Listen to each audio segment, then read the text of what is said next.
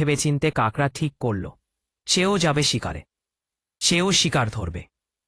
একদিন সকালবেলা সবাই এসে জড়ো হলো বনের ধারে সবচেয়ে উঁচু লম্বা গাছটার তলায়। তিনজনে মিলে তারা শিকারে উদ্দেশ্যে যাত্রা শুরু করল।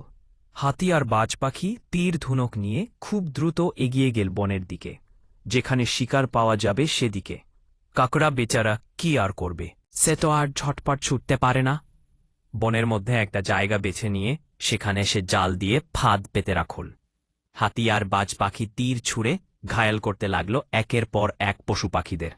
আহত পশু পাখিরা এসে কাকড়ার জালে আটকা পড়তে লাগল। হাতি আর বাজ পাখি অবশ্য সরাসরি কোনো কোনো শিকারকে মেরে ফেলছিল, আর যারা আহত হচ্ছিল সেসব শিকার ধরা পড়ছিল কাকড়ার জালে। জালে আটকা পড়ে কেউ কেউ নড়াচড়া করতে চায়। কাকড়া তখন লাঠি হাতে দমাদম 2-4টে বাড়ি মারে, তাতেই কম্বো কাবার। দিনের শেষে হাতি আর বাজ পাখি দেখে তারা ধরেছে মোট 8টি শিকার। হাতি 5টি আর বাজ পাখি 3টি। তারা ভাবল যথেষ্ট হয়েছে, এবার ফিরে যাওয়া যাক।